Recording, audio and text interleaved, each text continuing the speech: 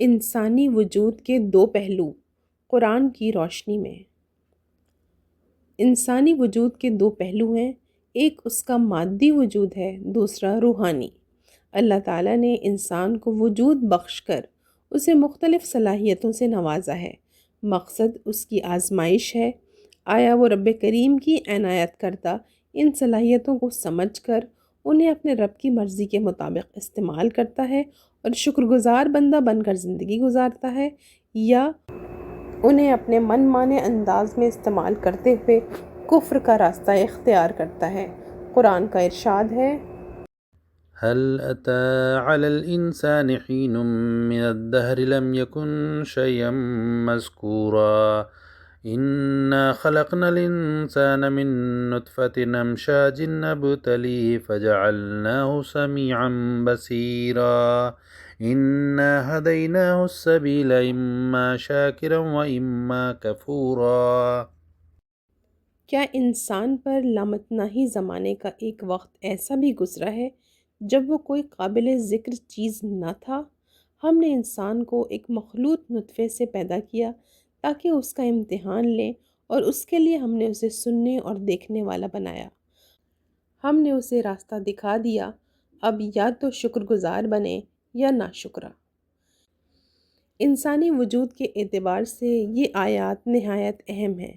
ان میں مختصر مگر بڑے جامع انداز میں اس کے مادی وجود، مقصد وجود، آزمائش اور اس کی تکمیل کے لیے رب کریم کی طرف سے عطا کردہ روحانی صلاحیتوں، روحانی وجود پر روشنی ڈالی گئی ہے۔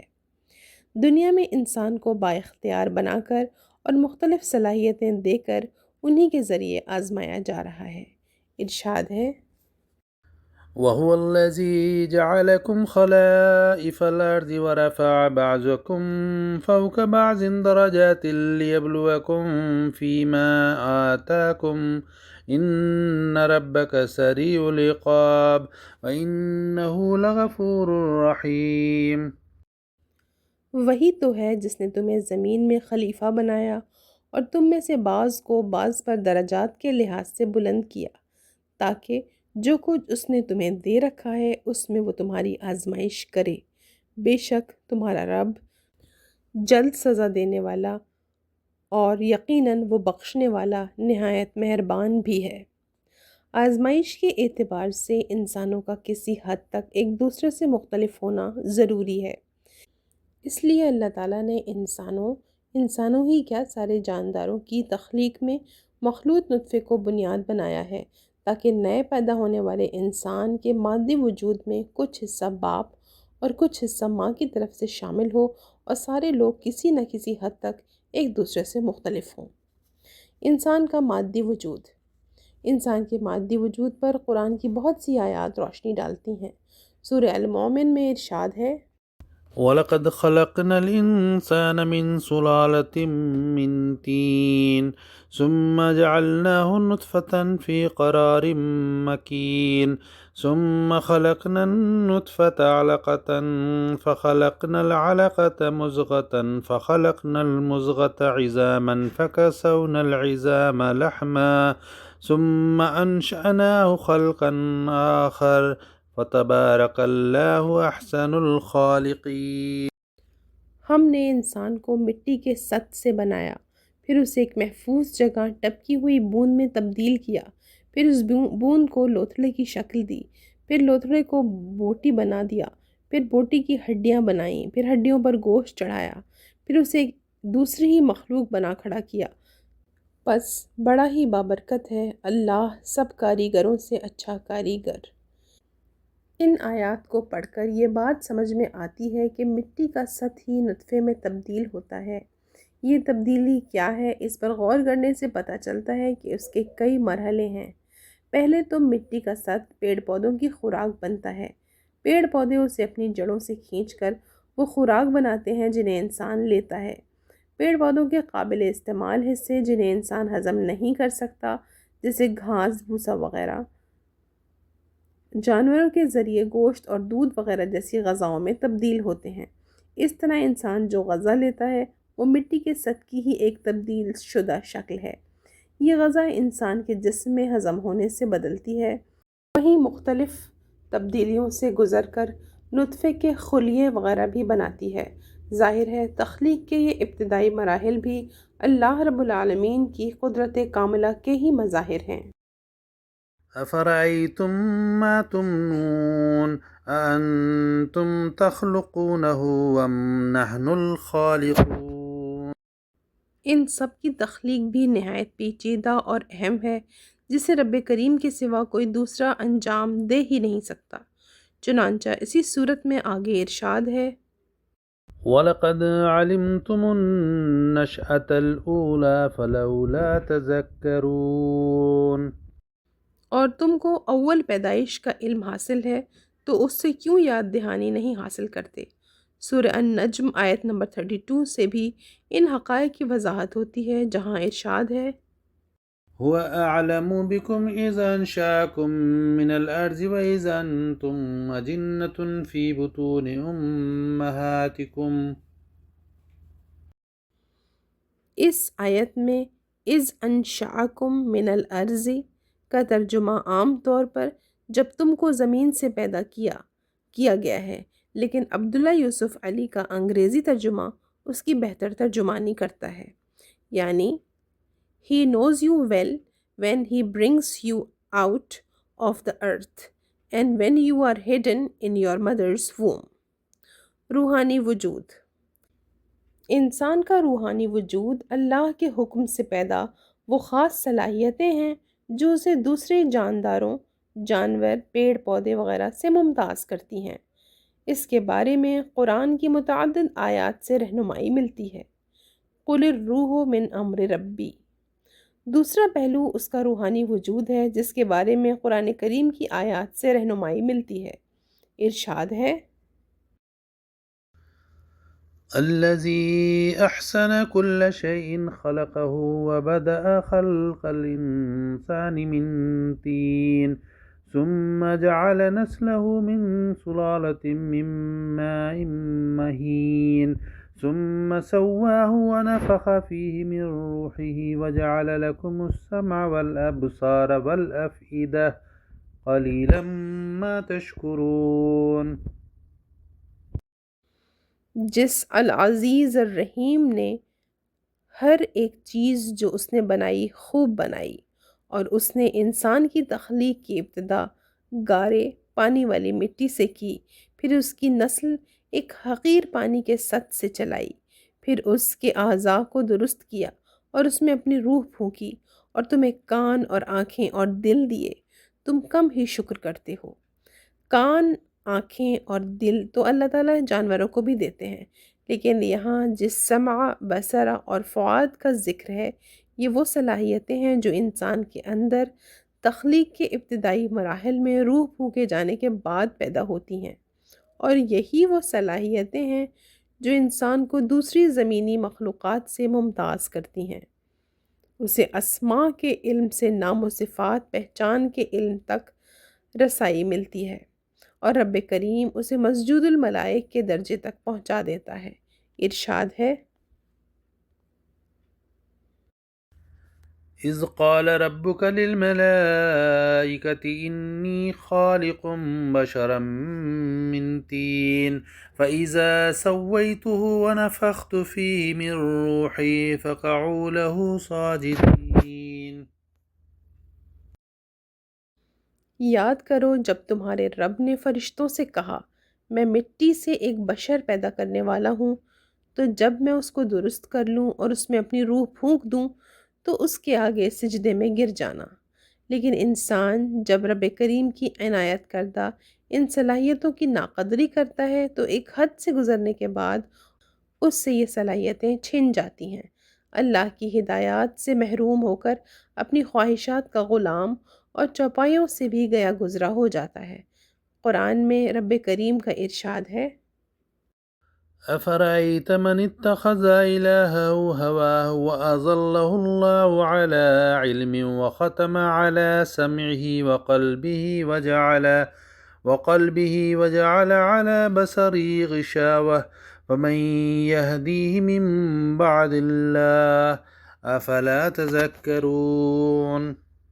پھر کیا تم نے اسے بھی دیکھا جس نے اپنی خواہش نفس کو اپنا معبود بنا رکھا ہے، اور باوجود علم کے اللہ نے اس کو گمراہ کر دیا ہے، اور اس کے کان اور دل پر مہر لگا دی ہے، اور اس کی آنکھ پر پردہ ڈال دیا ہے۔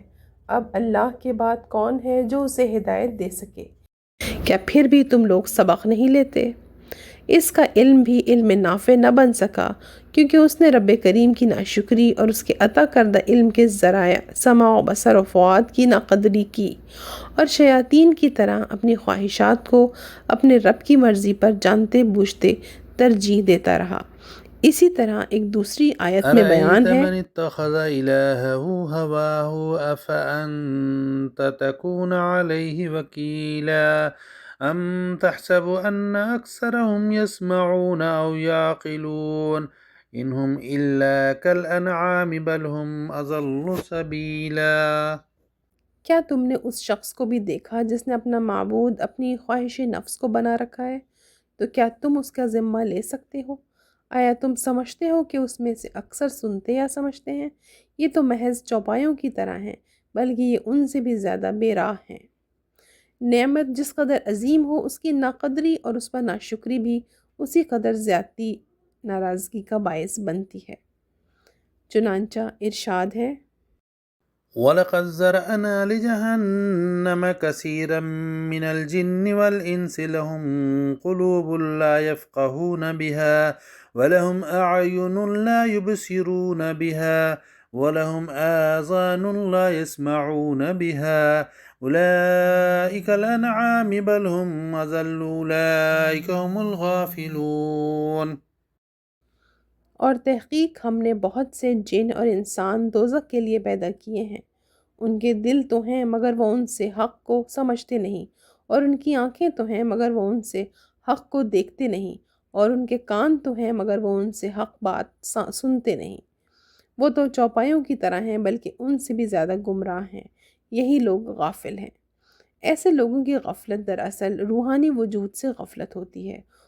ان کی ساری ذہانت اور سعی و جد و جہد مادی زندگی حیات دنیا میں محدود ہو کر رہ جاتی ہے۔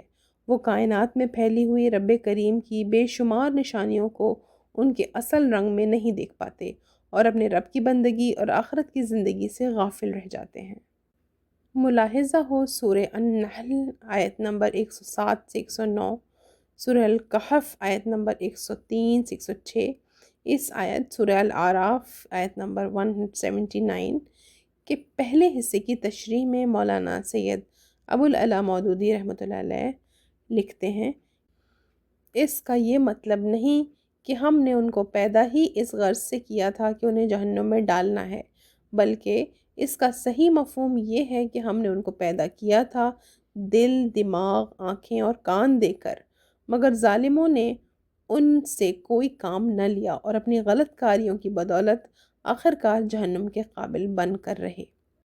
آیت میں اولئک کالانعام بل ہم اضل، وہ تو چوپایوں کی طرح ہیں بلکہ ان سے بھی زیادہ گمراہ، کی تشریح میں مولانا صلاح الدین یوسف لکھتے ہیں، اس لیے کہ چوپائے تو پھر بھی اپنے نفع و نقصان کا کچھ شعور رکھتے ہیں، اور نفع والی چیزوں سے نفع اٹھاتے ہیں اور نقصان دینے والی چیزوں سے بچ کر رہتے ہیں، بلکہ اللہ تعالیٰ کی ہدایت سے اعتراض کرنے والے شخص کے اندر تو یہ تمیز کرنے کی صلاحیت ہی ختم ہو جاتی ہے۔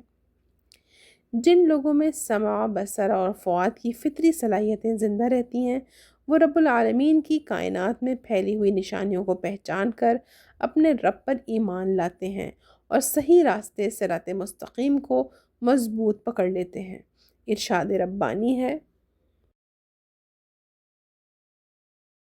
إنك لا تسمع الموتى ولا تسمع الصم الدعاء إذا ولوا مدبرين وما أنت بهاد العمي عن ضلالتهم إن تسمع إلا من يؤمن بآياتنا فهم مسلمون۔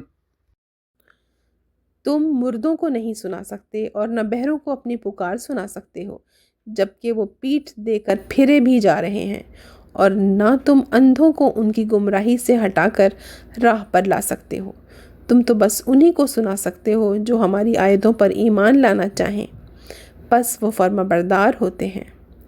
ایماندار بندے آفاق اور نفس میں رب کریم کی نشانیوں، آیات کو اپنی فطری صلاحیتوں کی بنا پر پہچان کر فرما برداری اختیار کرتے ہیں۔ وہ دیکھتے اور سمجھتے ہیں کہ کائنات کی ہر چھوٹی بڑی چیز اپنے خالق اللہ رب العالمین کی فرما بردار ہے، اسی لیے انہیں بھی لازماً اس کا فرما بردار ہونا چاہیے، لیکن بہت سے انسان پھر بھی غافل رہ جاتے ہیں۔ ارشاد ہے، ألم تر أن الله يسجد له من في السماوات ومن في الأرض والشمس والقمر والنجوم والجبال والشجر والدواب وكثير حق عليه العذاب ومن يهن الله فما له من مكرم إن الله يفعل ما يشاء۔ کیا تم نے نہیں دیکھا کہ اللہ ہی کو سجدہ کرتے ہیں وہ سب جو آسمانوں میں ہیں اور جو زمین میں ہیں، اور سورج اور چاند اور تارے اور پہاڑ اور درخت اور جانور اور بہت سے انسان، اور بہت سے ایسے ہیں جن پر عذاب لازم ہو چکا ہے، اور جسے اللہ ذلیل کرے اسے عزت عطا کرنے والا کوئی نہیں۔ بے شک اللہ جو چاہتا ہے کرتا ہے۔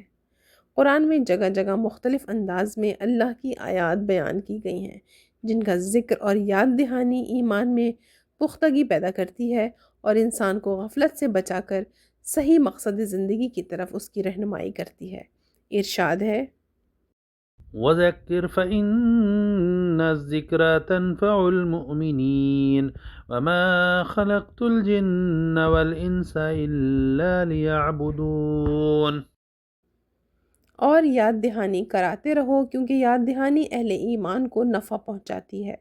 میں نے تو جنوں اور انسانوں کو محض اس لیے پیدا کیا وہ میری عبادت کریں۔ اور مومنین اچھے سے اچھے عمل کے لیے بھی رب کریم سے اعانت کی درخواست کرتے ہیں۔ اس سلسلے میں حضور اقدس صلی اللہ علیہ وسلم کا انداز تعلیم و تربیت بڑا پیارا ہے۔ حضرت معاذ بن جبل رضی اللہ عنہ سے روایت ہے کہ رسول اللہ صلی اللہ علیہ وسلم نے ان کا ہاتھ پکڑ کر ارشاد فرمایا، معاذ واللہ مجھے تم سے محبت ہے۔ پھر فرمایا، میں تمہیں وصیت کرتا ہوں کہ کسی بھی نماز کے بعد یہ پڑھنا نہ چھوڑنا، اللہم اعنی علی ذکرک و شکرک و حسن عبادتک۔ اے اللہ میری مدد فرما کہ میں آپ کا ذکر، آپ کا شکر اور آپ کی بحسن خوبی عبادت کرتا رہوں۔ حسن عبادت کے لیے ذکر و شکر کی اہمیت مسلم ہے۔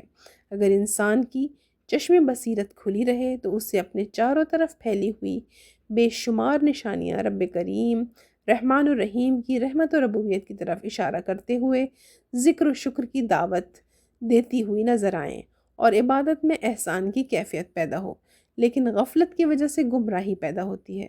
قرآن کے الفاظ میں، ومن يعش عن ذكر الرحمن نقيض له شيطانا فهو له قرين وإنهم ليصدونهم عن السبيل ويحسبون أنهم مهتدون۔ اور جو رحمان کے ذکر سے اندھا غافل ہو جائے تو ہم اس کے لیے ایک شیطان کو مقرر کر دیتے ہیں، پھر وہ اس کا ساتھی بن جاتا ہے، اور بلا شبہ وہ شیاطین انہیں سیدھے راستے سے روکتے ہیں، جبکہ وہ سمجھتے ہیں کہ بے شک وہ ہدایت پر ہیں۔ انسان اگر اپنے مادی وجود پر غور کرے تو آسانی سے سمجھ سکتا ہے کہ اس کی تخلیق کی ابتدا زمین، مٹی میں پھیلے ہوئے اجزاء سے ہوتی ہے۔ مٹی میں پانی مل کر ان اجزاء کو اس قابل بناتا ہے کہ پیڑ پودے انہیں اپنی جڑوں کے ذریعے کھینچ کر انسان اور جانوروں کے لیے خوراک بناتے ہیں۔ انہی سے انسان کے خلیے بنتے ہیں، پھر ان سے نطفہ، مخلوط نطفہ، علقہ، مضغہ وغیرہ مختلف صورتوں سے گزارتے ہوئے بالآخر اللہ تعالیٰ انسان کو وجود بخشتے ہیں۔ قرآن میں سورہ الحج اور سورہ المومنون میں اس کا ذکر بڑے جامع انداز میں آیا ہے۔ سورہ نوح کی آیت نمبر 17 سے 18 میں ارشاد ہے، والله أنبتكم من الأرض نباتا ثم يعيدكم فيها ويخرجكم إخراجا۔ اور اللہ نے تمہیں زمین سے خاص اہتمام سے اگایا، پھر وہ تمہیں اس میں لوٹاتا ہے اور پھر تمہیں دوبارہ نکالے گا۔ اور دوسری جگہ ارشاد ہے وَيَقُولُ الْإِنسَانُ أَإِذَا مَا مِتُّ لَسَوْفَ أُخْرَجُ حَيًّا أَوَلَا يَذْكُرُ الْإِنسَانُ أَنَّا خَلَقْنَاهُ مِن قَبْلُ وَلَمْ يَكُ شَيْئًا۔ اور انسان کہتا ہے کیا جب میں مر جاؤں گا پھر مجھے زندہ نکالا جائے گا؟ کیا انسان یاد نہیں کرتا کہ ہم اسے اس سے پہلے پیدا کر چکے ہیں جبکہ وہ کچھ بھی نہ تھا؟ اگر انسان کی ذہنی سمع و بصر و فؤاد کی صلاحیتیں موجود ہوں تو یہ ساری باتیں اس کی سمجھ میں آتی ہیں، لیکن خواہشات کی غلامی میں آ کر اگر اس کی یہ روحانی صلاحیتیں جاتی رہی ہیں تو وہ آخرت کا انکار کرنے لگتا ہے اور دنیاوی زندگی میں گم ہو کر اللہ کے بتائے ہوئے سیدھے راستے صراط مستقیم تک نہیں پہنچ پاتا۔ اللہ کا ارشاد ہے يا أيها الإنسان ما غرك بربك الكريم الذي خلقك فسواك فعدلك في أي صورة ما شاء ركبك كلا بل تكذبون بالدين۔ اے انسان، تجھے کس چیز نے اپنے رب کریم کی بابت دھوکے میں ڈال رکھا ہے؟ جس نے تجھے پیدا کیا، پھر تجھے درست کیا، پھر تجھے معتدل بنایا۔ اس نے جس صورت میں چاہا تجھے جوڑ کر تیار کیا۔ ہرگز نہیں، بلکہ تم جزا و سزا کو جھٹلاتے ہو۔ یعنی اس فریب نفس میں مبتلا ہونے کا کوئی جواز نہیں، بلکہ اصل بات یہ ہے کہ تمہارے دلوں میں اس بات پر یقین نہیں ہے کہ قیامت ہوگی اور وہاں جزا و سزا ہوگی۔ اور ظاہر ہے جیسا کہ اوپر تفصیل میں بیان ہوا، دل کی یہ حالت اس لیے ہوئی کہ تم نے اپنی خواہشات کو اپنا معبود بنا لیا، جس کی وجہ سے سمع و بصر و فؤاد کی روحانی صلاحیتیں انہیں عطا کرنے والے معبود حقیقی نے تم سے لے لیں۔